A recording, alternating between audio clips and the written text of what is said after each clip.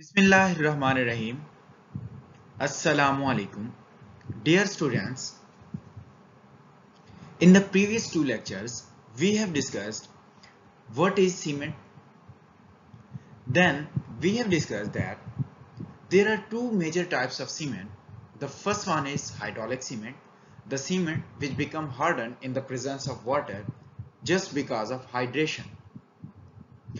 After this, we have discussed the second type of cement, which is known as non-hydraulic cement.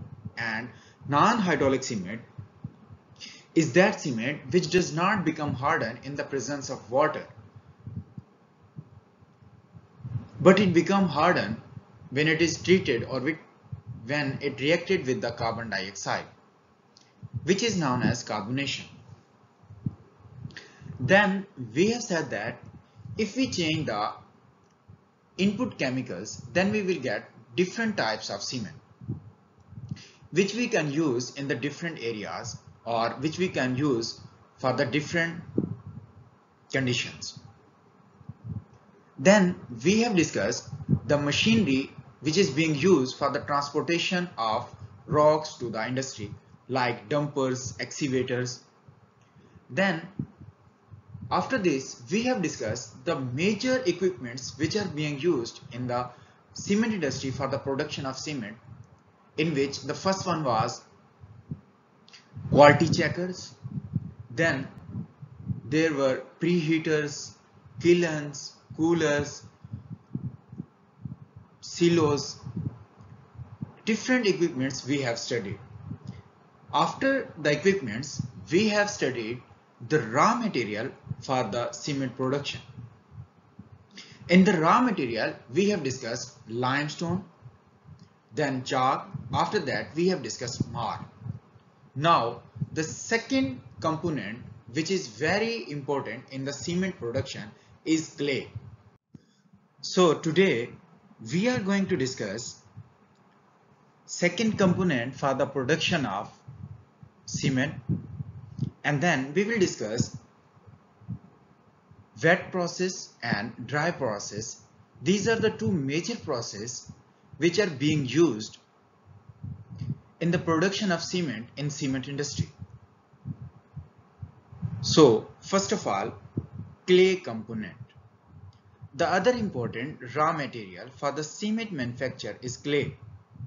It means after the limestone, marl and chalk, the most important component of raw material in the cement production is clay.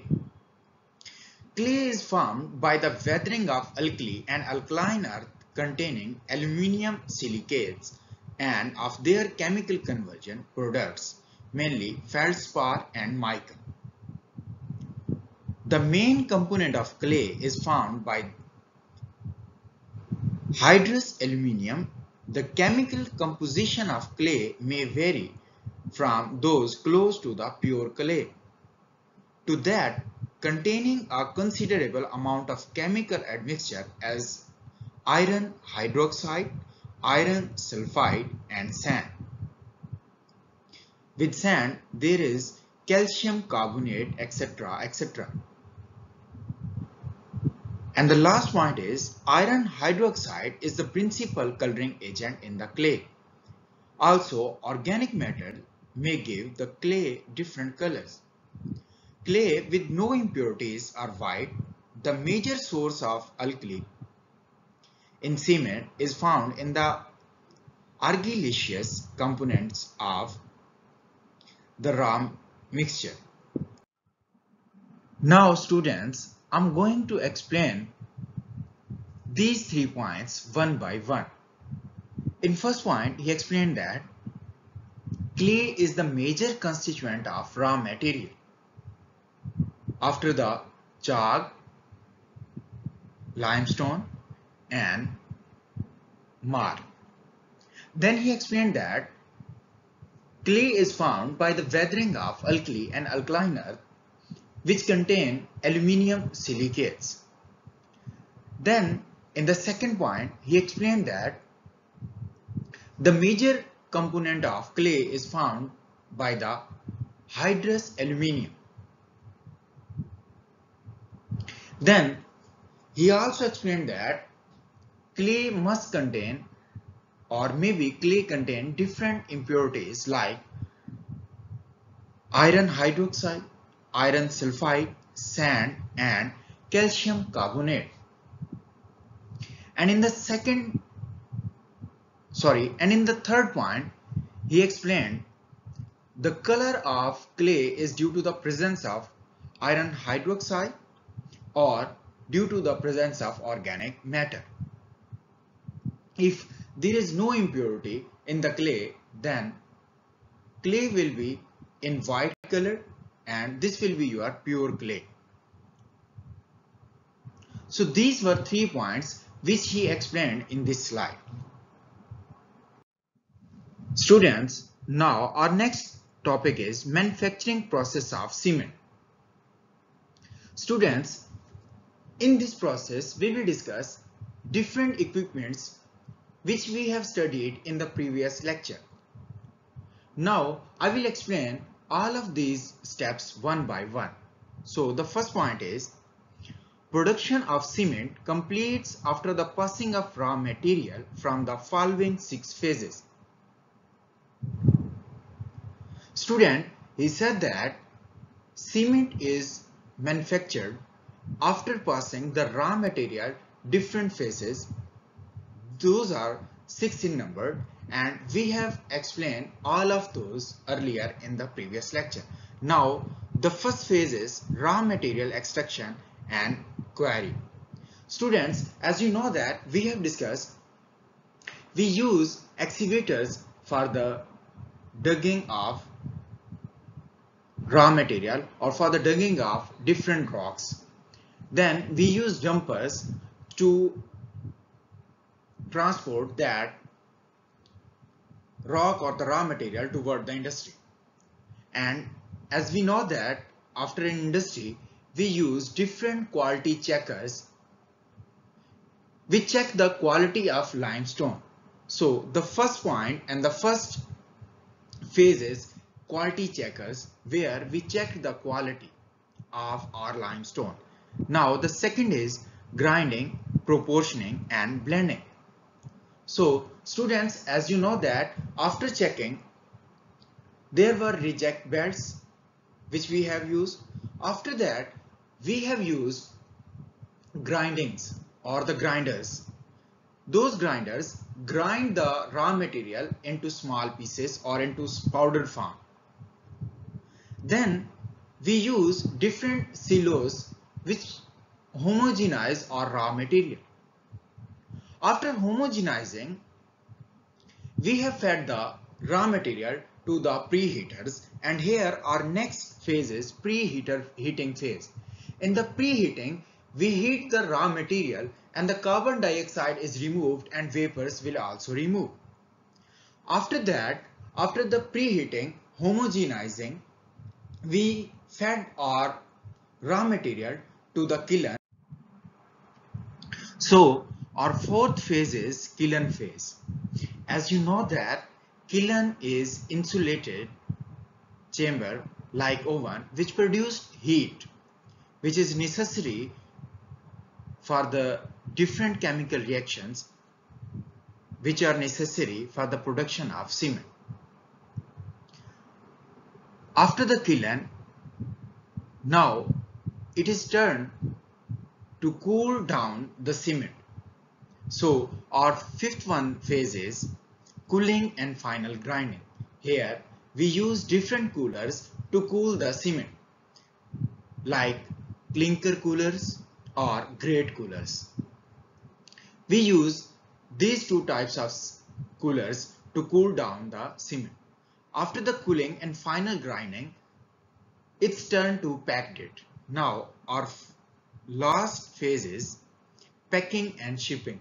Here we pack the cement and shipped it towards the market. So students, these were the 6 major phases which are very necessary or which are very important in the cement industry.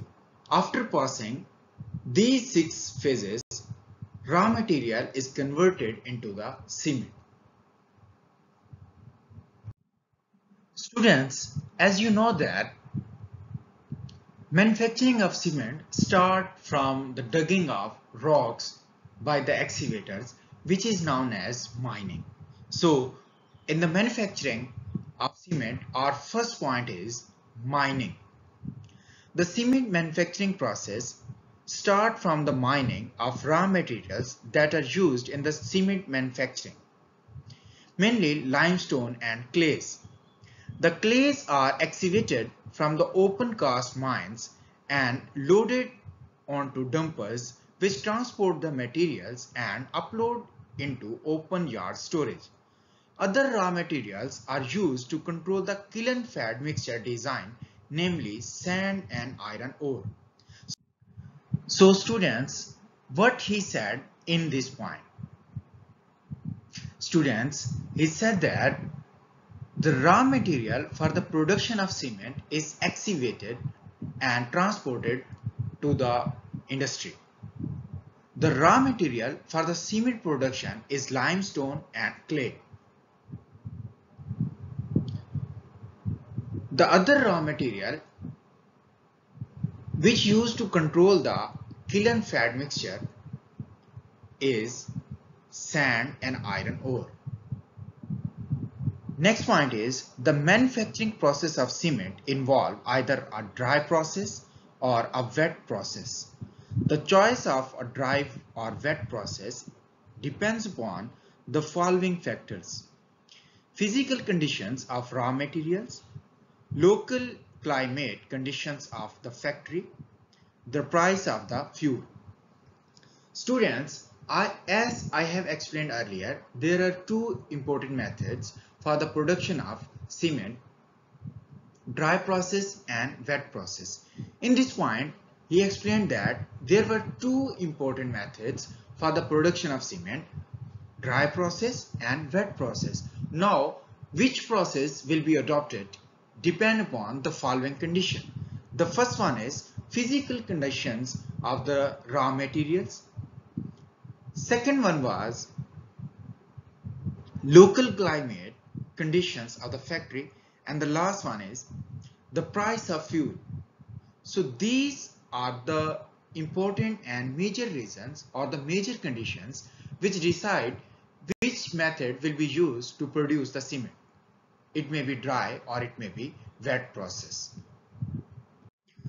Now students, in the manufacturing of cement, we are going to discuss first process for the manufacturing is wet process.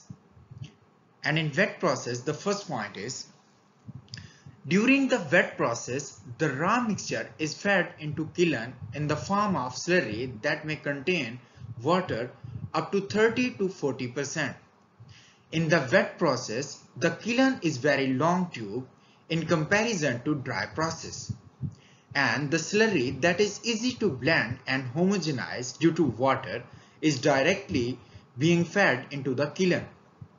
Student, in this point he said that in the wet process we use slurry of raw material which may contain 30 to 40% of water, and that slurry is directly fed into the kiln, which is very long as compared to the dry process. Because the raw material is in the form of slurry, it is easy to blend and easy to homogenize and directly fed into the kiln. I'm going to explain it again. Student, he explained that in the wet process, we fed the raw material in the form of slurry directly to the kiln. It may contain 30 to 40% of water.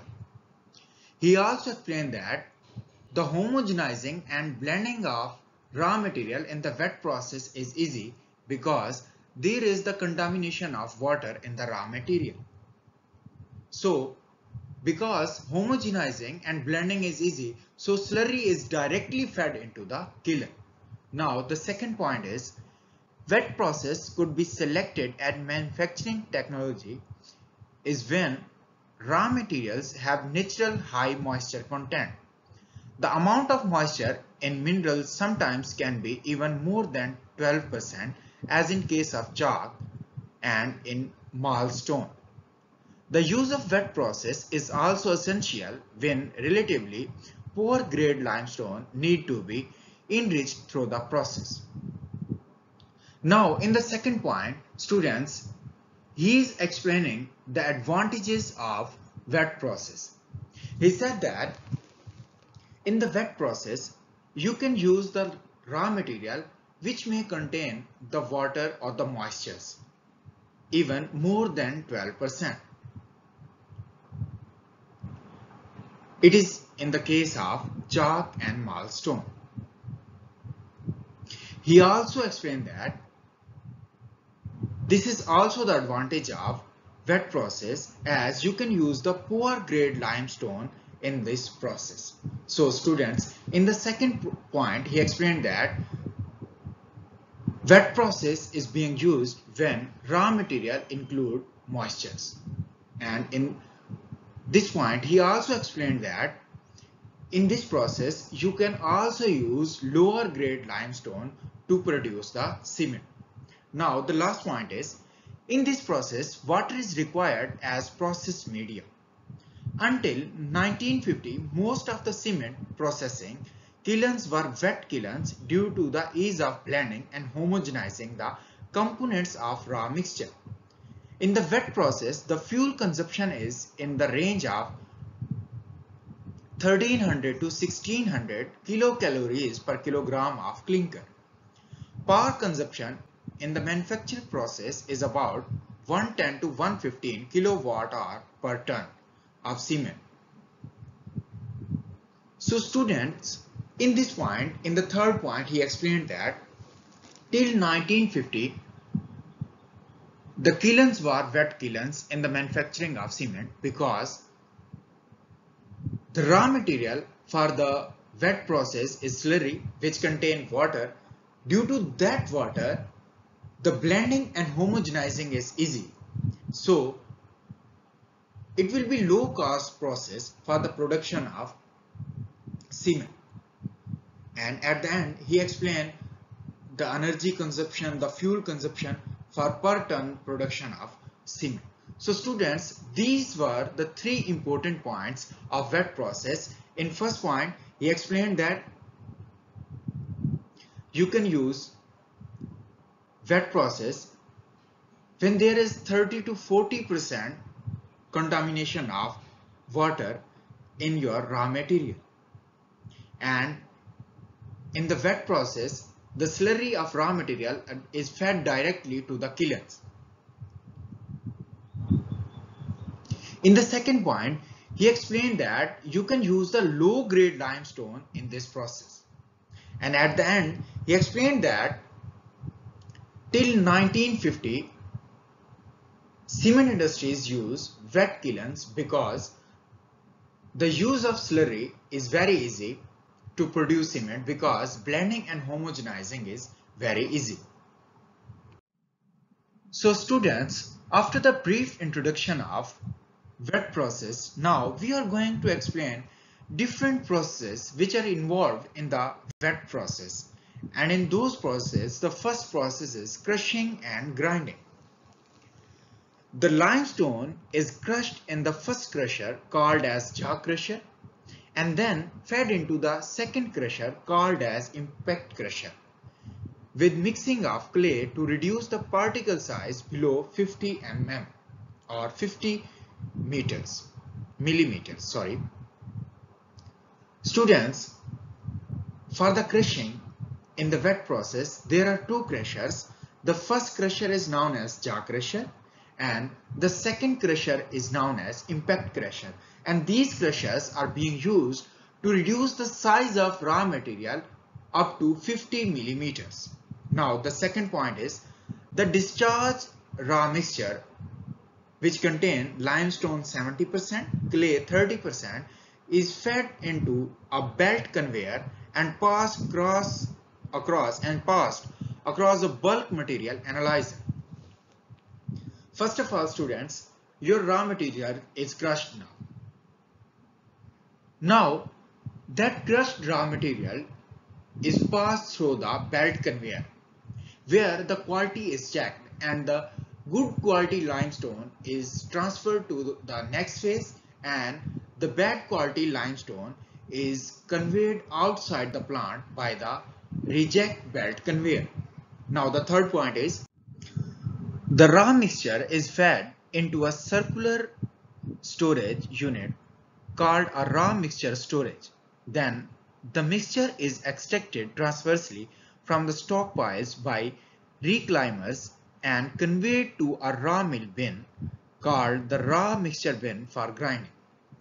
Students, in these 3 points, he explained that we crush the mixture or we crush the raw material by two crusher.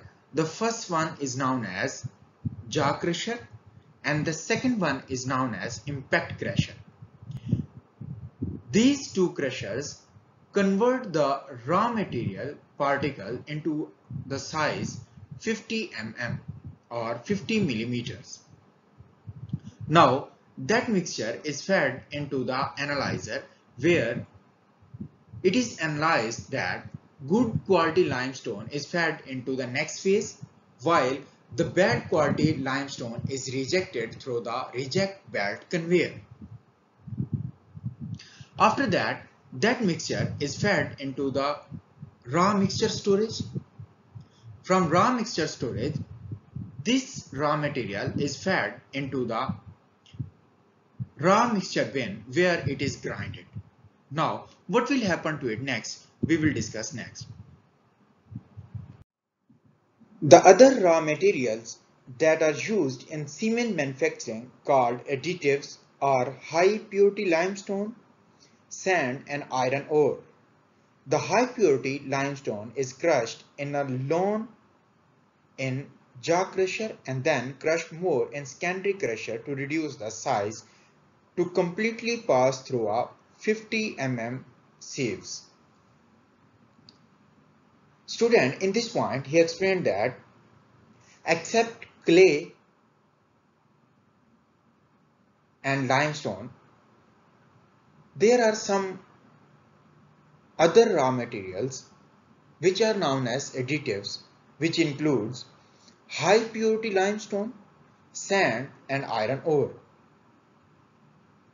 The high purity limestone is crushed first of all in jaw crusher, then it is passed through secondary crusher which is known as impact crusher to reduce the size of particles of raw material up to 50 mm.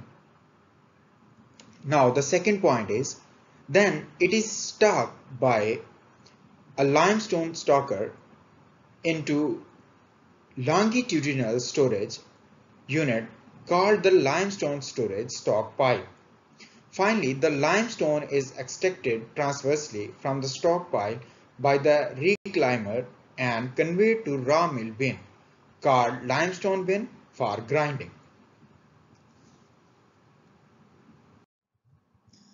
Now the next one is mixing of raw material. The crushed materials from different silos and basins are drawn in correct proportions where limestone is 75% and clay is 25% in a channel called wet grinding mills. Both the materials are intimately mixed in the presence of water and to form a fine thin paste known as slurry. Slurry, which contains 35 to 45% water, is sometimes filtered to reduce the water content from 20 to 30%. This reduces the fuel consumption of heating storage. Slurry is then stored in another silo, maybe called as slurry silo, where it is constantly stirred. The composition of raw materials is checked again and if required corrected by adding clay or chalk materials as desired. Students, in these 4 points, he explained that how raw material is converted into slurry. And that slurry, maybe it contains 35 to 45% of water. If it contains 35 to 45% of water, then there will be more consumption of fuel for the heating. So, to overcome this cost, we filter the slurry to reduce the water content in slurry, which also reduce the use of fuel for the heating purpose. He also explained that the slurry is stored into the slurry silos, and he also explained in the last point that the quality of slurry or the composition of slurry is checked again and again. If it is necessary, then there may be the addition of clay or chalk material as desired for the production or for the composition of slurry. After the preparation of slurry, which may contain 20 to 30% water content, now it's turn to heat that slurry into the kiln. And the next process is heating the slurry in a rotatory kiln. And the first point in this process is raw meal or slurry prepared as above is introduced into the rotatory kiln with the help of conveyor. The rotatory kiln consists of a large cylinder 8 to 15 feet in diameter and 300 to 500 feet in length. Students, in this point, he explained that the raw meal slurry prepared and introduced into the rotatory kiln, and that rotatory kiln has large cylinder whose diameter is 8 to 15 feet and length is 300 to 500 feet. Now the second point is it is made of steel and lined inside with the fire bricks.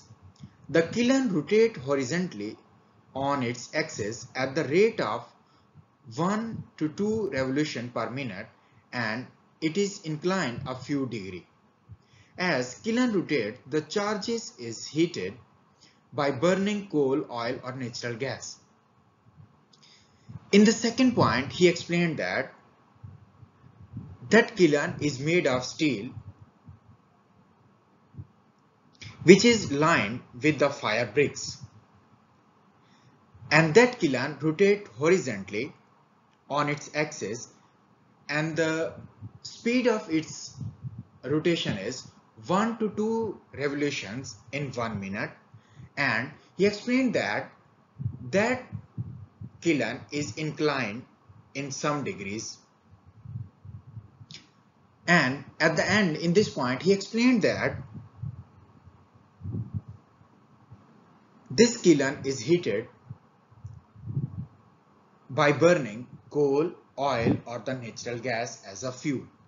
So in first point, he explained that slurry is fed into the kiln. That kiln has cylinder whose diameters are 8 to 15 feet and length is 300 to 500 feet. And in the second point, he explained that kiln is formed of steel which is lined with the fire bricks. Then he explained that kiln rotates horizontally in 1 to 2 revolutions in 1 minute, and it is inclined in few degrees. He explained that we use coal, oil and natural gas as a fuel for the burning of or for the heating of raw meal. And at the end, he explained that in the rotatory kiln, the charge passes through the different zones of temperature where the different reactions take place. The charge takes place 2 to 3 hours to complete the journey in the kiln. Students, in the kiln, there are different stages of temperature, which we will discuss in the next slide. Our raw meal or the charges require 2 to 3 hours to complete the journey in the kiln. So students, these were the 3 important points in the heating the slurry in the rotatory kiln. Now in the next slide, we will discuss these 3 stages which are in the kiln for the temperature. As students, we have explained in the previous slide that the slurry is fed into the kiln and there are three different stages in the kiln of temperature by which the raw material is passed through, and it requires 2 to 3 hours to pass through the kiln. Now, the first stage of the temperature is drying or preheating zone. This heating zone is the minimum temperature zone. In this zone, the temperature is kept at 500 degrees centigrade, whereby the moisture is removed and the clay is broken into aluminum oxide, silicon dioxide and iron dioxide or iron oxide, sorry. Students, in the first zone, which is known as drying or preheating zone, in this zone, the temperature is kept up to 500 degrees centigrade. Here, the moistures are removed and the clay is broken into the aluminum oxide, silicon dioxide and iron oxide. Is it clear or not? Now, the next stage is decomposition zone, which is moderate temperature zone or calcination zone. Here, the temperature goes up to 900 degrees centigrade to 1000 degrees centigrade. In this zone, the limestone calcium carbonate decomposes into the calcium oxide and carbon dioxide. Students, after the drying or preheating zone, there is the moderate temperature zone, which is also known as calcination zone or decomposition zone. Here, the temperature goes up to 900 degrees centigrade to 1000 degrees centigrade. Here, the limestone is decomposed into the calcium oxide and carbon dioxide. So students, these were the two zones of temperature in the kiln which we have discussed.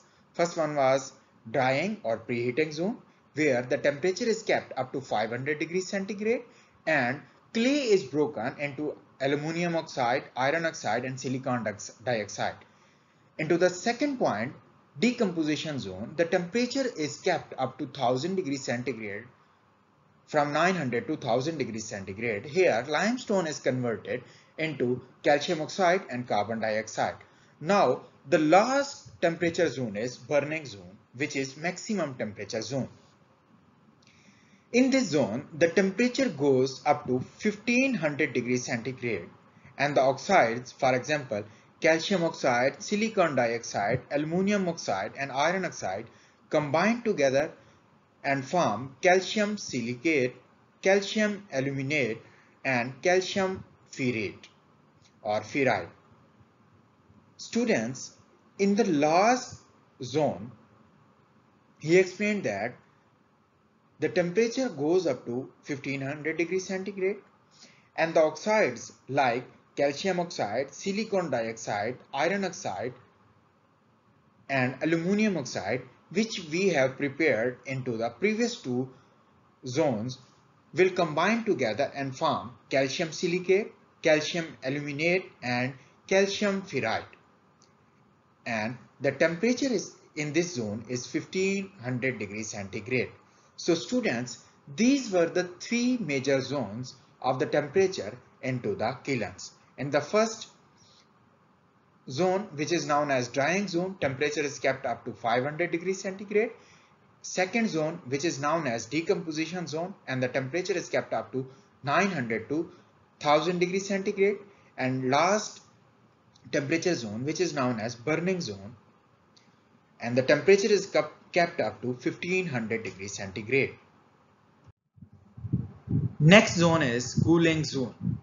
Usually, with few exceptions, the last 3 to 6 meters of the discharge end of the kiln. Contrary to popular misconceptions, the process of clinker formation is not complete when the material has the hottest area. And the second point is the manner in which the clinker is cooled greatly affects the quality. Depending on the location of flame cooling, solidification of partly liquid compounds can be either slow or rapid.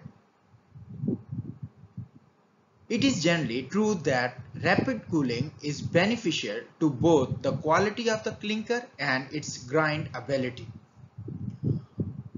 For rapid cooling, the centering zone is very close to the discharge end, thus the old clinker discharges from the kiln at the temperature of about 1370 degrees centigrade, which is 2498 Fahrenheit. As soon as it enters the first quench compartment in the cooler, it is rapidly cooled. Conversely, when the burning zone is located too far uphill, the clinker will reside from a longer time in the lower transition zone, being slowly cooled and thus discharged from old kiln at the temperature of around 1200 degrees centigrade, which is 2192 Fahrenheit. So students, these were 4 important points in the cooling zone, where different temperature ranges are mentioned, like 1370 and 2192 Fahrenheit. Now the next process is clinker formation. The resulting product obtained from the kiln is known as cement clinker. This has the appearance of greenish black or grey colored balls, varying in size from small nuts to peas. Students, the material which is obtained after the cooling from the kiln is known as cement clinker. This material has appearance like greenish black or grey colored balls in size from small nuts to peas. Now students, the next procedure or the next process is grinding the clinkers with the gypsum. The cement clinkers are then air cooled. The required amount of gypsum is first ground to a fine powder and then mixed with clinker. At this stage, finished cement is pumped pneumatically to storage silos, from where it is drawn from packing in paper bags or for dispatch in bulk containers. So students, last process is packing and dispatching. Cement from silo is extracted and fed to the rotatory screen with the help of air slits and bucket elevators. The rotatory screen removes the foreign particles present in the cement and is fed to the packer's hopper, from where the cement is then fed to the respective packers for weighing and packing. 2 types of packers are used. One is mechanical type rotatory packer and other is electronic type rotatory packer. The cement is packed in 50 kg bags and is conveyed to lorries or wagons for dispatch. So students, these were total processes which are involved into the wet process. We have explained them one by one. Students, here is the flow diagram of wet process. My dear students, if you have knowledge of wet process, then you can easily explain this flow diagram, or you can easily write this flow diagram, as you know that there are 2 major materials, raw materials, which are being used in the wet process. The one is limestone and the other one is clay. So here in the figure you can see that in one side there is limestone and on the other side there is clay. As you know that limestone is first crushed, and for this purpose it is fed into the crushers. There are 2 types of crushers. One is jaw crusher and the second one is impact crusher. After the crushing, this material is converted into the size of particles 50 millimeters and then fed into the storage basins. On the other hand, clay is fed into the wash mills, from where it is fed into the storage basins. These both of storage basins are also known as storage silos. From both of these silos, both of the raw materials are then fed into the wet grinding mill, which produce the slurry. Now that slurry is fed into the blending silos where it is blended to the correct composition. What it means, here the composition of slurry is checked. If there is need of any kind of raw material like limestone or clay, then it is added. After that, that correct composition slurry is stored into the storage silos. Now that correct composition slurry is now fed into the kilns, where, as you know, that their heat is produced and that slurry is converted into the clinker. When that slurry is converted into the clinker, after that, as you know that clinker is formed, then there is the grinding of clinker with the gypsum. So here there is clinkers are ground in ball mill with the 2 to 3% gypsum. When that is grinded, now that clinker is fed into the cement silos, and after the cement silos, this cement is produced. Now it is packed. So at the end there is the packing plant. So here at the end you can see that there is the packing plant. You will pack your cement and shipped it toward the other areas of your country or of your city. So students, this was the flow diagram of wet process.